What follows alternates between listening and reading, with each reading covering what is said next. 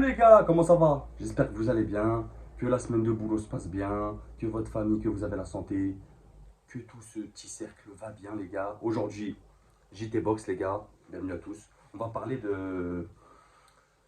d'un petit combat en provenance et je vais vous expliquer moi. Il y a deux prismes de lecture dans ce combat et je vais vous expliquer moi ce que je souhaiterais et on pourra en discuter en commentaire de ce que vous préférez ou pas. Donc, comme tu l'as vu sur la miniature, on va parler de Souleymane Sissoko contre David Papo. Les gars, on parle beaucoup, c'est vrai qu'on est des chaînes box, il y a beaucoup de youtubeurs qui parlent de boxe, qui parlent souvent de boxe outre-Atlantique ou sur le territoire américain. Mais c'est vrai qu'on n'est pas beaucoup à parler de boxe anglaise en France. Donc, moi, vous le savez, quand il se passe quelque chose, comme la dernière fois quand il y a eu Milan Pratt qui s'est chauffé avec Souleymane Mohamedi, là, on a eu Souleymane Sissoko qui ne se sont pas chauffés, mais voilà, on sait qu'il y a une rivalité entre les deux. Attention, une rivalité saine, les deux garçons se connaissent. Euh, je vais vous passer des images là, les gars, ça peut être intéressant pour ceux qui ne savent pas. Euh, ils se sont déjà rencontrés en 2013. Les deux étaient des boxeurs amateurs. D'ailleurs, c'est, euh, c'est après ce combat que David Papo passe professionnel. Souleymane, lui, il continue jusqu'en 2017 et après, il passera pro. Mais ils se rencontrent en 2013 chez les amateurs pour une demi-finale de champion de France, donc chez les moins de 69 kilos. Et on peut voir que déjà les deux ont un très très gros niveau. Bien sûr, il y a des améliorations, des actes de progression en cours, bien sûr. Ils n'avaient pas le même âge, plus de 10 ans de moins, donc ils avaient 23 ans, super jeunes. Mais, euh, mais on a déjà le petit storytelling. Je vous spoil pas sur qui gagne, ça je vous laisse. Le combat il est dispo les gars sur YouTube, vous pouvez aller le voir. C'est pas une qualité de fou au niveau de la caméra et tout, mais au moins tu peux te faire une idée, tu vois, de ce que ça peut donner. Et c'est déjà du très très bon niveau chez les amateurs, on va pas se mentir. Euh, Ensuite maintenant, on parle de maintenant. Euh, Récemment, on a Souleymane Sissoko, les gars, qui pose sur Instagram, qui doit nous annoncer un combat. Alors frérot, Souleymane, si tu passes par là, tu dois nous annoncer un combat. Ça fait un an, quasiment inactif. Ton dernier fight, c'était en novembre 2023. Donc, je vous poste là, les gars, les échanges. Je vous poste pas tous les échanges, vous pourrez aller voir sur les pages Insta de chacun. Notamment l'échange entre Souleymane Sissoko et David Musset. David Musset, donc organisateur d'événements et promoteur de David Papo, entre autres. Euh, on voit Souleymane qui est là, qui est en train de dire en gros, on ne propose pas un combat à quelqu'un qui va bientôt combattre. On a reçu des offres, mais c'est pour aller combattre à Nantes, pas diffusé. Je sais pas ce qu'il raconte. Jusqu'à preuve du contraire, les gars, David Musset, quand il a organisé des gros combats pour David Papo, que ce soit du Skitou ou d'autres, ça a suivi derrière la diffusion. On est d'accord. Donc, ne pas imaginer pour moi qu'un David Musset, qui est très intelligent, je pense qu'il sait ce qu'il fait, euh, organise un combat comme ça et pas diffusé, pour moi, j'y crois pas du tout. Pour moi, je pense que ça sera diffusé. Souleymane le sait, la team Sissoko le sait. Et en tout cas, du côté de David Musset, c'est clair et net. Vous voyez ce que je veux dire? Il n'y a pas d'ambiguïté, il n'y a pas de tergification. Après, on connaît le business de la boxe, bien sûr. Après, si on a un autre promoteur derrière bah, qui ne communique pas, bah, là, c'est un problème. On a un promoteur et un boxeur qui discutent entre eux, et David Papo, Sissoko qui discutent entre eux, qui sont chauds, tout ça. Mais il y a un promoteur derrière qui a des œillères, qui ne communique pas. Là, moi, c'est là qu'il y a un problème. Vous voyez ce que je veux dire? David Musset, c'est très bien à lui, c'est un peu la méthode américaine, ou même la méthode anglaise. Ils sont proches de la boxe, mais aussi des boxeurs. C'est important pour les promoteurs d'être dans ce cercle. Je trouve que c'est important. Donc, à l'heure d'aujourd'hui, les gars, on a Souleymane Sissoko, donc poids Walter, moins de 66 600 et quelques pour être précis, les gars. Donc, top 7 mondial chez les poids Walter. Top 1 français, c'est top 1 WBC, donc challenger potentiel de Mario Barrios, qui détient la ceinture WBC. Top 11 IBF, top 4 WBO. Il a 17 combats, 17 victoires, 0 défaite, 0 match nul. 33 ans, droitier, Son dernier fight, comme je te l'ai dit en début de vidéo, c'est en novembre 2023 contre Luquero, victoire à la décision au 12e round. D'un autre côté, on a David Papo, une autre carrière. David Papo aujourd'hui, c'est top 24 mondial, top 2 français, top 14 WBC, top 14 IBF, top 6 WBO. Donc, potentiel combat avec le détenteur de la ceinture, Brian Norman. Donc là, déjà, on a deux boxeurs, les gars, qui sont dans des top 30 mondiaux, qui sont classés dans 3 fédérations. Je ne sais pas si on se rend compte du délire. Je peux te faire un comparatif, si tu veux, là, de Mbili et Lele Sadjo, tu vois, en termes de classement, de position de classement, tu vois. C'est vraiment bien. C'est des boxeurs que j'apprécie, que j'aime beaucoup. J'ai plus d'affect avec David Papo, parce que je l'ai reçu sur ma chaîne. C'est un bon gars, tu vois, c'est un très très bon boxeur en plus. Pour moi, et je lui ai dit en live, c'est un des meilleurs, si ce n'est le meilleur technicien gaucher en France. Euh, pour moi, il n'y a pas de doute. David Papo, maintenant, c'est 30 combats, donc beaucoup plus d'expérience. Comme je t'ai dit, il est passé pro plus vite. 29 victoires, 0 défaite, 1 match nul. 33 ans, le même âge, c'est un gaucher. Donc ça serait deux styles qui s'opposent.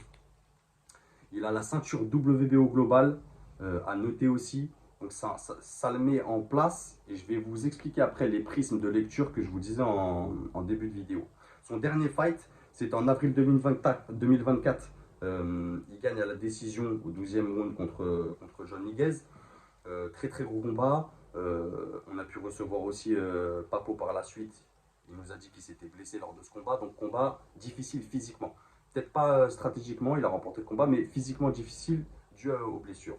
Maintenant, on va aborder qu'est-ce qui est bien. Et après, on abordera ma lecture à moi du combat. Déjà, un combat franco-français.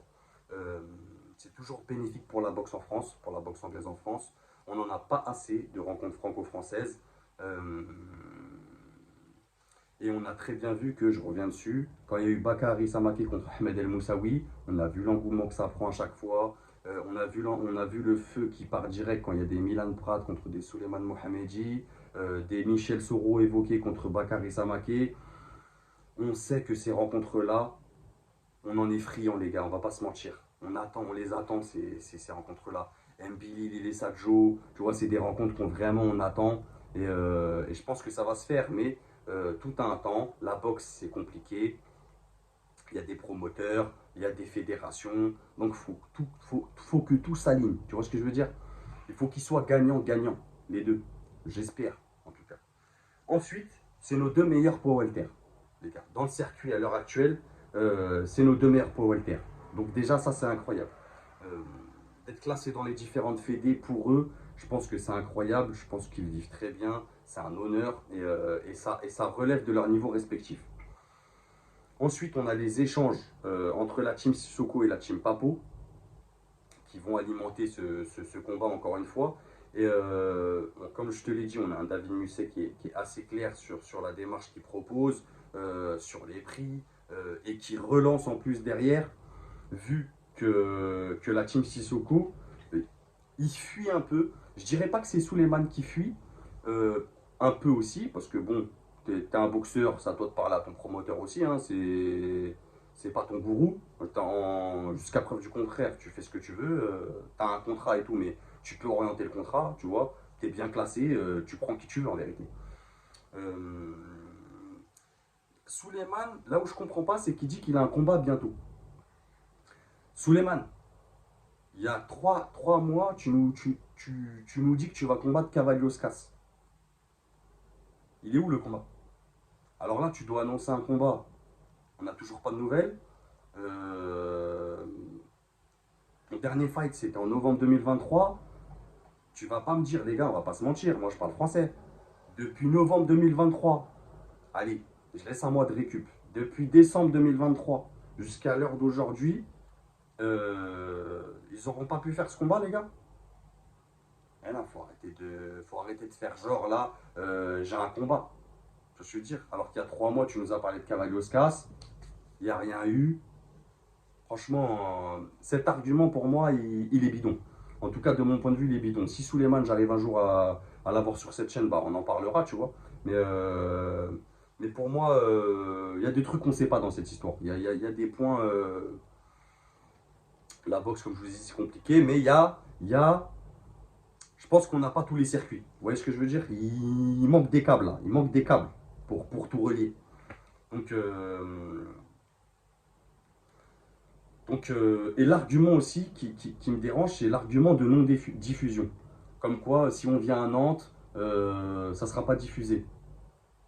Mais on s'en fout que ça soit à Nantes, Paris ou Kuala Lumpur. Un combat comme ça, il va être diffusé. Là, c'est des promoteurs intelligents. On n'est pas en train de parler. S'ils n'organisent pas une guinguette. Tu vois ce que je veux dire? Faut être sérieux. Vous êtes au haut niveau de la boxe. Vous faites partie de l'élite des boxeurs. Vous êtes dans le top 30 pour le top 10 dans Suleiman. Top 1 WBC chez les poids Walter. Ça fait très longtemps qu'on n'a pas eu des. Ça fait très longtemps, les gars, qu'on n'a pas eu deux super moyens. Billy, Kevin El Sajo, classés dans des fédés, et deux poids Walter classés dans des fédés en France. Très très longtemps. C'est pas négligé.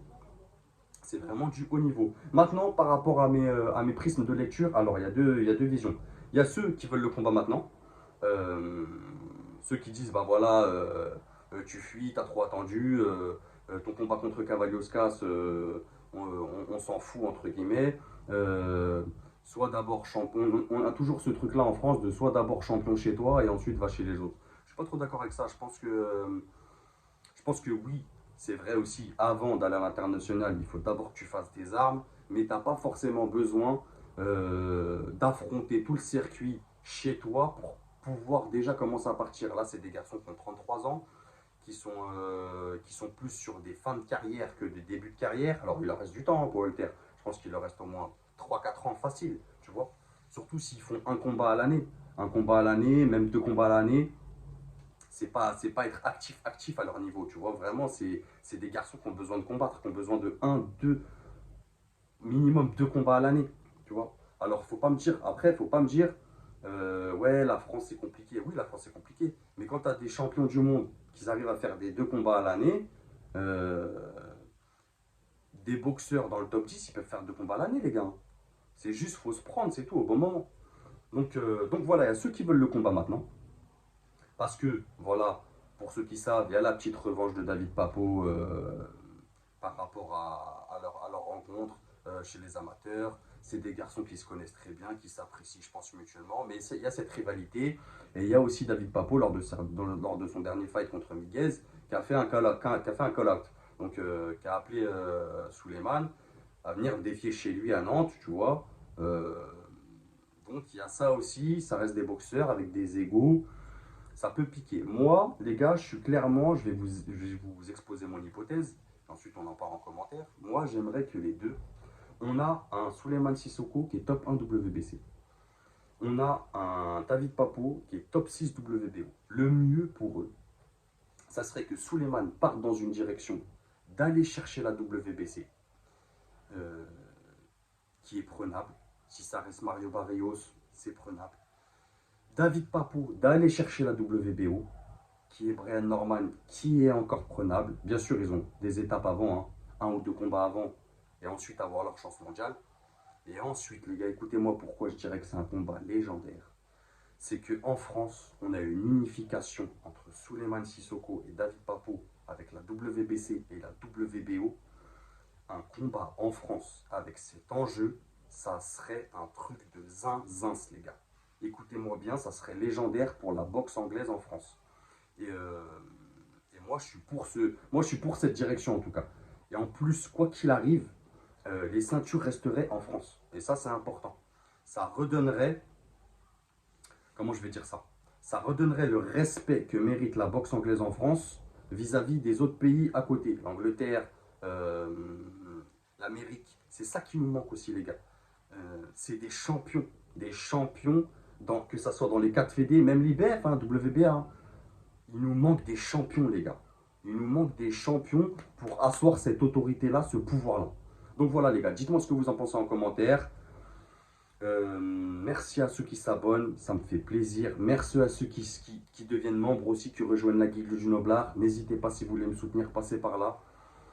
Prenez soin de vous et n'oubliez pas, c'est que de la boxe. Bang!